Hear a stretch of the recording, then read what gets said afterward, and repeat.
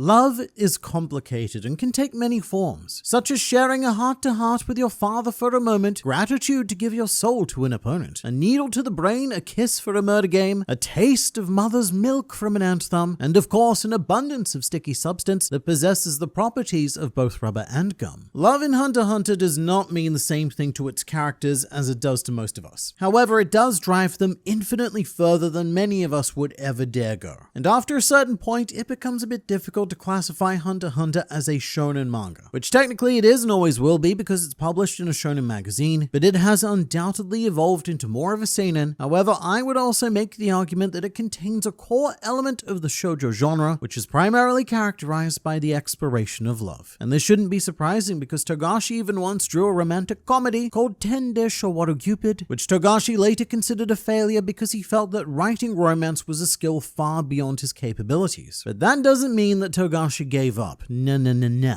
What he did instead was pursue something much broader than romance could ever cover. Because Hunter x Hunter is all about the love, and you'd be hard-pressed to find a major character who isn't primarily driven or affected by this force. And it often results in some very unique and rather unpleasant truths about humanity. And when we approach the topic of twisted love in Hunter, Hisoka is always the first stop on the mental train line, even though traditionally his pursuits have been more equated to that of lust, and rightfully so, because there's been a lot of focus on his clown bulge. However, Hisoka has had a very steady character arc where his desires have evolved from lust into love, which we can definitely see in chapter 405 where Hisoka, of all people, describes himself as vanilla. Really, I've got pretty normal tastes. When I heard about exterminating the ants, it didn't turn me on, because they were ants. The tremendous rumbling I felt a couple of times here, finding out it was a group ability made possible through the support of a Nen beast created with the power of a ceremony, it really turned me off. See, I'm normal. I'm not interested in bestiality or an orgy. I can't get aroused. I'm just a guy who wants to be with someone one-on-one so we can love each other to death. And to go along with this, Hisoka also imagines himself in a wedding suit dancing with his bride as she disintegrates before him, because to Hisoka this is the pinnacle of the expression of love and the emotional need that he is seeking to fulfill. It's no longer just about getting a raging swing here and there. Hisoka is sick of one-night stands at the Nen Club, and instead right now he's looking for a stable, reliable Nen combatant to settle down with. To use Hisoka's playing card theme, he's looking for his own personal Queen of Hearts to rip apart, and I would love to see a crossover between Hunter x Hunter and Alice in Wonderland, but I don't think Togashi's quite ready for that yet. However, another of my interests is currently fulfilling that need, because starting from January 8th, we've got 5 brand new legendary champions in Raid Shadow Legends, which is already a AAA graphical cross-platform experience packed with an endless amount of content, which now includes the twistedly fearsome Queen of Hearts herself, one of the best Queen of Hearts designs I think I've ever seen.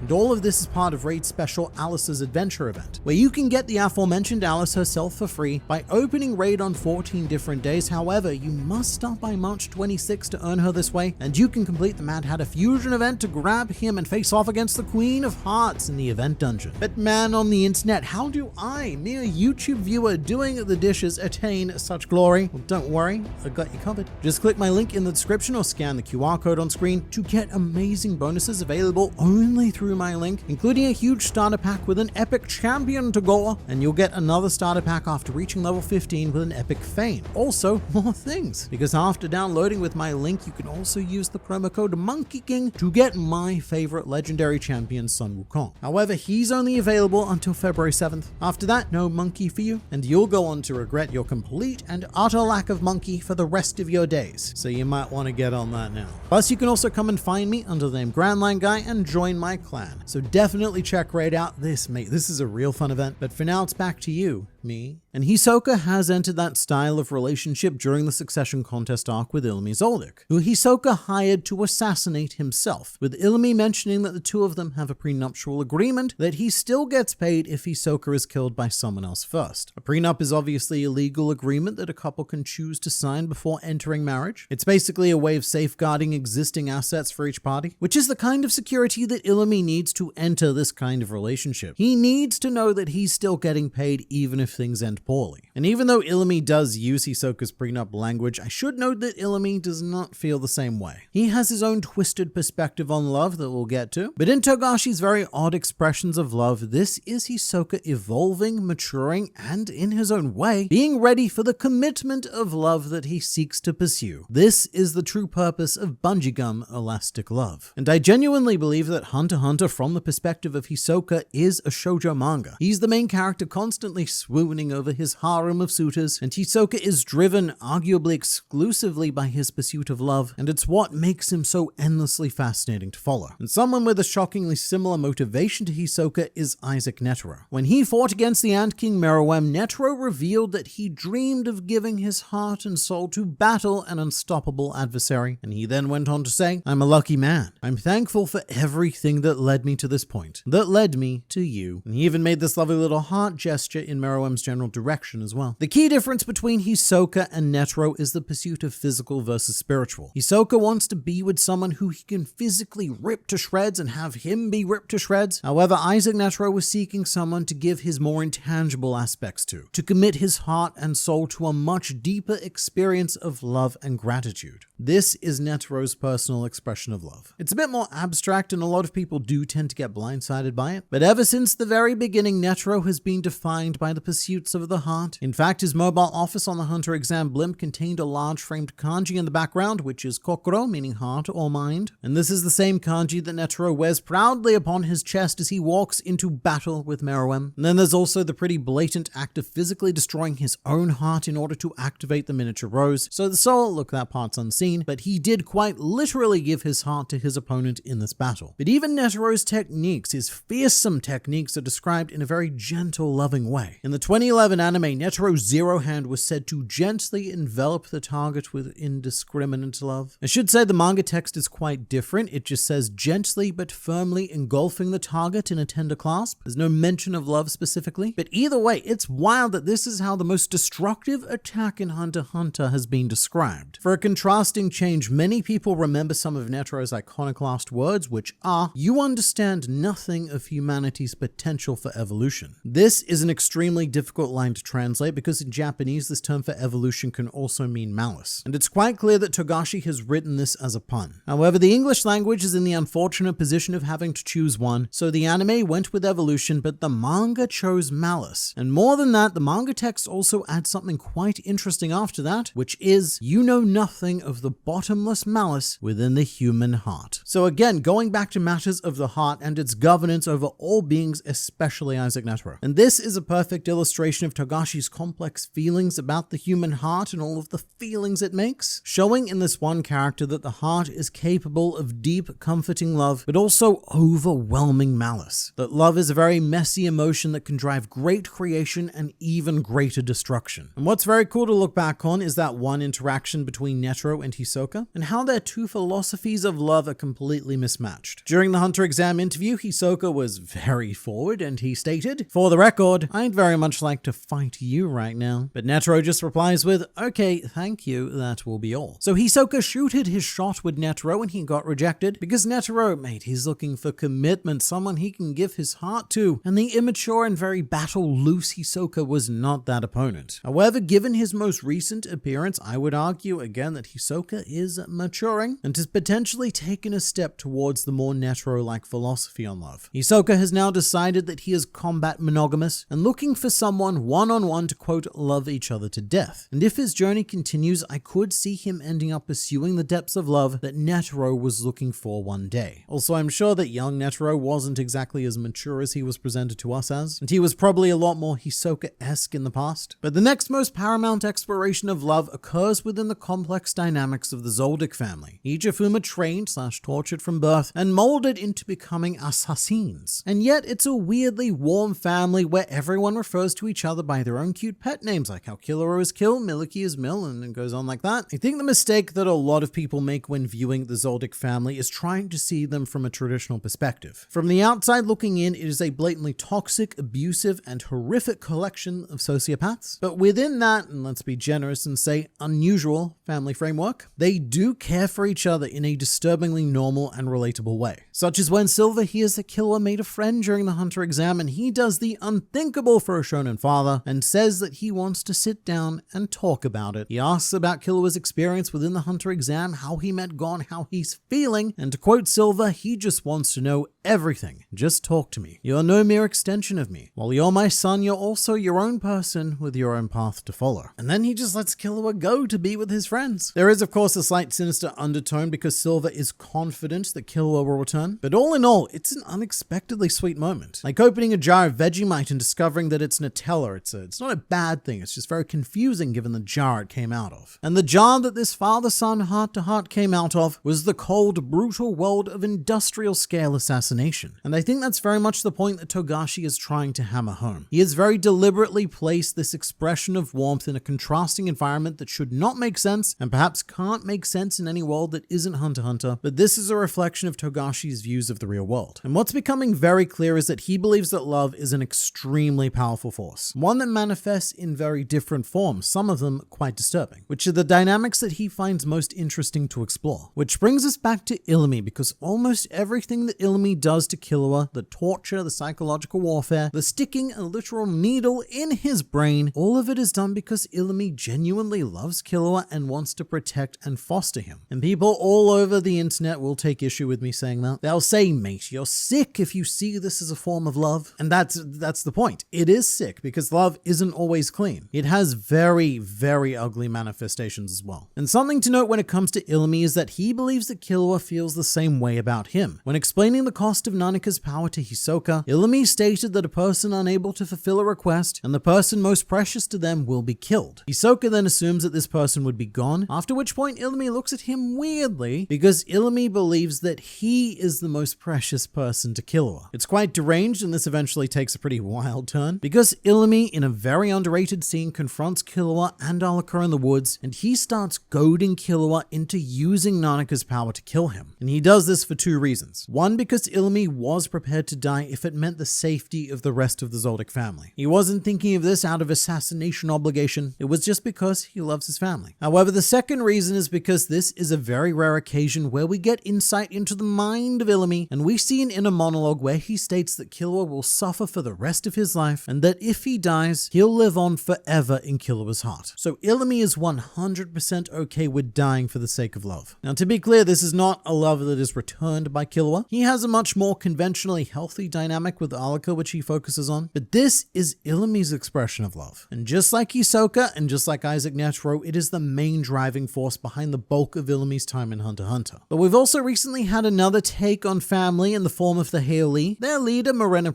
has a Nen ability called Contagion Etude of Love. An etude is a musical composition designed as an exercise to improve the skill of the player. So Contagion is an ability designed for Morena to improve her own expression of love, which infects people with aura and makes them part of her family, where they then partake in leveling up via murdering people. And Morena, by the way, grew up without parents and was trafficked through the Kakian underworld, being classified as, quote, meat. So Morena has never known the love that most people watching this video would define it as. And instead, what Morena's had to do is create her own definition. She's had to find her own feelings, which has resulted in Morena designating herself as a parent and fostering her children in the kindest way she knows how, which is by showing them how to navigate the underworld that she was born into, encouraging them to commit kill murder and pursue their dark desires to eventually level up enough to break away and start their own families. So Morena is spreading a Nen disease, but the idea is also to spread her warped view of what love is. And you will find acts of twisted love in, without exaggeration, every single arc of Hunter x Hunter. And they won't be minor aspects either, they will be major driving forces. Although they often pop up in minor situations as well, such as the Chimera and Paiku, for want of a better word, was Zazan's simp, and he was characterized as more of a lust-controlled figure like Hisoka, especially with his ultimate attack being Deluge d'amour, which is French for love shower, or more literally flood of love. And of course, he gave his ability a French name, using the most romantic of languages to describe a web being excreted from his anus. But on a more poignant note, we can also look to Yuppie and Poof feeding themselves to Meruem, which was equated to unconditional love, specifically the love of a mother for her child, as both Yuppie and Poof, by sharing the essence of their being with the Ant King, became equals to an Ant Queen. Something very interesting about this panel is that it's depicted as a human mother rather than an Ant Queen and her spawn. So that's a discussion for another time about how humanity infiltrated the ant colony. But Yuppie is even cradling Meruem's broken and destroyed torso like a baby. But while Togashi does prefer to focus on these more distorted manifestations of love, he also has quite a clear message for our more standard incarnation of love, which is that it is extremely fragile and there is nothing, and I mean nothing, you can do to preserve it from the outside world. You see this in examples like Kurt and Reina, who have this pure sibling love that is mercilessly obliterated and consumed by the initial wave of Chimera ants, but also in Komugi and Meruem, which is an example that warrants its own video, but TLDR, these two soulmates found each other and died together in the space of a week, showing us that it really doesn't matter who or what you are, defenseless child to invincible ant king, it doesn't matter. Either way, your love is equally as fragile and in Togashi's viewpoint, almost destined to end in tragedy. Another great example of this is Batera and his fiancée. He spent almost his entire fortune just buying up Green Island games in the hope of winning the one card that could save his fiancée. Should also be noted that this woman was said to be young enough to be very old Batera's granddaughter, so even here Togashi is inserting that slightly twisted, socially unacceptable element. But their love is also painted as completely genuine. Batera's fiancée refused all gifts and money because she didn't want him to think that's why she was marrying him, but unfortunately she passed away before anyone could beat the game, and that pure love passed away with her, because you just can't have nice things in Hunter x Hunter. Just like how great Nen power comes at great Nen cost, profound love also comes at a pretty dire cost. Kurt, for example, goes on to be reincarnated as Colt and pursues that love through the fierce protection of his mother, the Ant Queen, who he also fails to save, and through deciding to raise the young baby that would go on to be the reincarnated Kite, who, to his credit, he did go on to protect and raise. So he did get what he wanted eventually, but only after great cost and great tragedy. And the same is true of his sister Reina, who was reincarnated as Shidore. She eventually makes it back to her mother, who, in one of the most heartwarming things I've ever seen in any piece of media, immediately recognizes her child even though she's now an ant and embraces her. This right here is one of the most relatable expressions of love in Hunter x Hunter, and in order to get there, what Togashi had to do was murder a child and turn her into a mutant ant. I'd also say that Killua and Alaka are an expression of this. Killua did eventually get that very fairy tale ending with his sister, but the price he paid to reach that point was pretty colossal. And speaking of the price of love, we also have Pakunoda and Crollo. In the extras section of volume 38, it was revealed that Pakunoda put a restriction on her Nen ability that she would never read the memories of the person that she cherished most. However, in Japanese, what Pakunoda literally says is that she makes a vow never to touch that person, which is one of the activation requirements of her ability. So Pakunoda resigned herself to never touching Crollo, and of course went on to sacrifice herself for him, despite it being his wish that the troop would continue on without him. So pure love, it can exist, usually briefly, because protecting something that fragile can sometimes cost you everything. But in an almost standalone example, we have Gon and his aunt Mito. This is the closest thing to a normal relationship in this world. They both love each other unconditionally, and Gon even considers Mito to be his mother. There's no catch here, there's no twist, there's no cost. It's just one improbable piece of purity in a very venomous world. And it's also the exception that proves the rule. And there are many other examples that I don't have the space to go into in a video like this, because Hunter x Hunter is subject to what Pike would label a deluge d'amour, because love is at the core of every arc, and the force either compelling or affecting many protagonists, antagonists, and side characters alike. And I think this is a big part of what makes so many Hunter x Hunter characters both compelling and relatable, because their own philosophy of love creates these fascinating tiers of conflict, which is very unusual for a shonen manga, although the way that Togashi portrays his spectrum of love is unusual for any manga. And there's a couple of broad things that you can choose to take away from this. One is the more depressing outlook that the world is inherently corrupted, and pure expressions of love cannot exist in isolation. They are too fragile, and there always needs to be a cost, a catch, or a tragedy. But the other more optimistic message is that love is a force that can bloom no matter how dark and dire the situation. It's something that we're all searching for, and for better or worse, it can be found anywhere. What form that takes is, well, not always good, but I think this is about as comforting as a series like Hunter x Hunter is ever going to project itself on this and many other commentaries on the human condition.